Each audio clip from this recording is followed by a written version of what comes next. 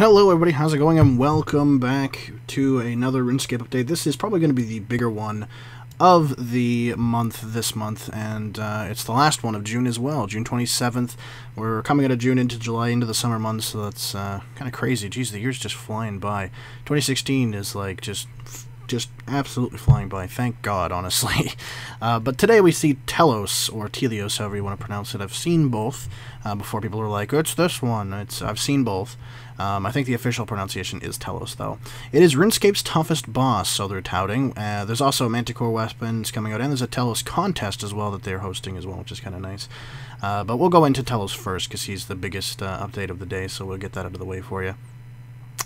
So it is a new God Wars Dungeon 2. It's essentially the Nex of God Wars Dungeon 2, because when Nex was released, you had to go and kill, each boss's minions to get the key and go into the dungeon. It was the toughest boss. It's essentially the Nex of God Wars Dungeon 2. So to actually get to him first, you have to actually kill each boss in God Wars 2 to get a certain sigil, their individual sigils, and then you can unlock Telos's kind of room area thing. I didn't really read anywhere if you had to do that multiple times to get into him again, or if you just had to do that one time so you can just unlock the door. I'm assuming it's just one time. I haven't seen otherwise, so yeah. He's also a multi-phase fighter, where the more you risk, the greater your rewards are, so that's very interesting. Some of the highest level gear that can be won, which is, of course, what everybody's going to want to talk about. They don't want to talk about magic lugs again crashing into GE or something like that, so the three big things that people are going to be looking for is a new boss pet, so Telos boss pet, which apparently somebody already has, so that was fast. Reprisal, which is a Zamorak-themed ability that is available to all combat styles. It requires 85 Constitution. It's actually tradable if you don't want to use it. I haven't checked the price of that right now, but I know the weapons are sitting at 400 mil that Jagex has put them at, probably because of the high price of Nox items. They just decided to put it high and see where it goes from there. It'll probably stay high for a little bit. It'll crash, though, as more people get into it. It'll probably stick around a high price, kind of like what Nex's gear has, sat around a fairly high price for the whole sets, but it'll probably drop from 400 mil, I would hope, because it is where it's a god thing. A lot of people are going to do it, whereas Araxi was a little bit different with the Nox items. Hopefully, I don't know. We'll have to see, I guess. But anyway, you can actually get this from him and trade it if you don't want it. What it is, it's a threshold ability which causes you to store any damage you take for the next 6 seconds, and you will still take this damage, but it will then be dealt straight back to your target. So pretty okay, maybe for, like, say PvP or something like that. Maybe if you're doing PKing, because it could deal some pretty high damage if they're getting off some big hits, or of course high-end bossing and stuff like that as well. No saying that you can't heal while this is happening as well, so I'm assuming you can still eat food and heal yourself, so that's kind of nice. And the big thing is the weapons. These have been talked about for quite a while. These are 3 tier 92 for some reason. Very strange level to have them at, but hey, whatever. I guess tier 95 is too mainstream, man. And it is the Saren Godbow, Staff of Slisk, or Staff of Zeros, and the long-awaited Zeros Godsword. And I looked up the stats of these compared to the Nox items, and this is probably why the Nox items have been crashing, because people knew Telos was coming. So people were kind of dumping the Nox stuff to get ready to try and purchase or win out these items. So I'm not really sure how hard it is to get these, because it does the reward system for it is weird, which I'll explain in a minute. But anyway, the Nox items compared to these items, I decided to compare all 3. The Nox bow sits at 1147 damage, 2458 accuracy. The God bow, the Saren God bow, is 256 damage, so considerably more. And 2577 accuracy, so a little bit more, but the damage is considerably higher. This is just clear out of the park, way better than the Nox bow. Of course, it depends on arrows, because Nox bow does use arrows. Don't know if the Saren God bow does or not. I'm assuming with 2056 damage, it probably does not. Maybe, I don't know. Either way, considerably higher damage there. The staffs, the Nox staff accuracy of 2458, the Sliskaff accuracy is 2577, so a bit of a jump there. I wouldn't consider that a considerable jump. The Nox staff is still very, very, very good. Same with the Nox bow, it's still very good, but it's just now second best.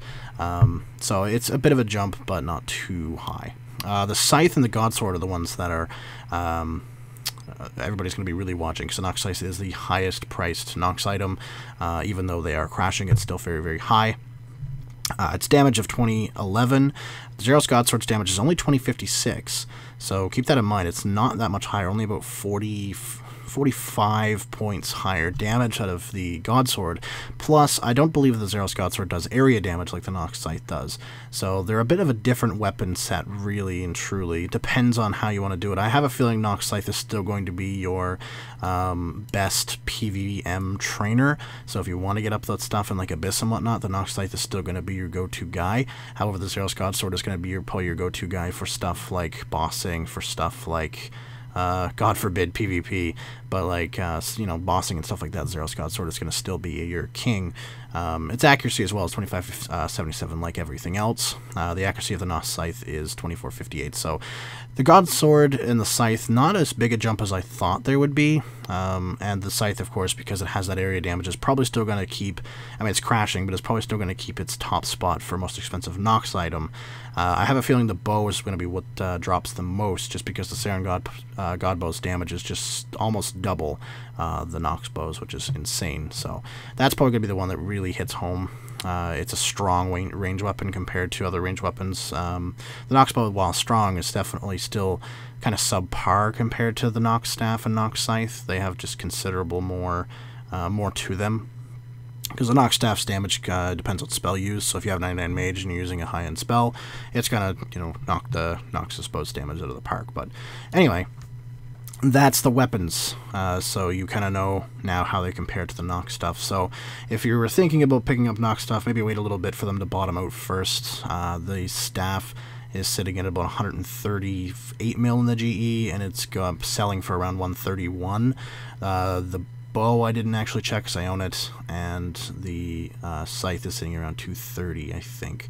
But I'm pretty sure it's selling for a bit less, probably 220. Anyway, I already explained how to start, so yeah, you have to obtain the 4 sigil fragments by defeating each of the God Wars 2 dungeon generals and combine them to complete the sigil. There is an enrage system with this guy, and this is why apparently he's so damn hard. Apparently he's not too bad on your first kind of go through, but if you decide to keep going and go up for rewards, then he gets harder and harder and harder and harder. And so the way his rewards work essentially is if you defeat him the first time, you're presented with a reward wheel. It's loaded with your potential rewards. At this point, you can either spin the wheel, take your hard-earned rewards, and leave, or you can risk it all and face Telos again at a higher difficulty in Rage for a chance at even better stuff. So remember also, if you die at any point during the Telos fight or teleport away while the fight is in progress, you will lose all of your rewards and reset your kill count. So just keep that in mind. If you do plan on going forward, make sure you are ready for a fight. You will also be able to, thankfully, bank and resupply after each successful Telos kill. You'll even be able to log out and play other RuneScape content, as your Telos progress will be saved until you return to his arena. However, you must eventually decide whether you want to have the skill and resources for another run. So just, yeah, keep that in mind. If you leave the arena, if you die or teleport away, then you will, that's it, you're done. But if you leave during the bank stage, then everything stays and you can just come back to him, but he'll be at the same level as when you left. So just keep that in mind. You can collect your rewards at any stage by returning to the outside of Telos' arena, interacting with the font. Additionally, the enraged level of Telos is yours to set as you see fit, and so you can go up to the highest level that you have been able to reach. So essentially, going in, say you fight him 3 times, so you get him to enrage. You fight him the first time, you get him in enrage level 2. That's the highest you can get to. You can set that outside before you go back in. So if you're like, okay, I have him on rage level 2, I want to get to 4, you can set him to 2 when you go in, because that's the max you've gotten to, and then you can go in and get him up to 4 if you don't die. So just keep that in mind. They're also going to be hosting some adventures on Telos all day today, so Monday, on their Twitch account, so you can tune in for tips, advice, and of course lots of people dying. They're going to be trying to solo this guy, I assume, and kind of showing him off a little bit, so that's kind of cool. Solomon Store, after Telos. Let's move away from Telos. Manticore weapon sets now. So Manticore outfits have been out for quite a while, and now there's weapons out. You know, they don't look too bad. I like the big giant axe fuck-off thing, and the bow looks pretty cool as well. They're pretty neat, but the outfits look kind of goofy, so I probably stay away from the outfits. But the weapons, I don't know. Yeah, they're okay. If they end up going on sale or free for members or something like that, I'd pick them up. you know, just because.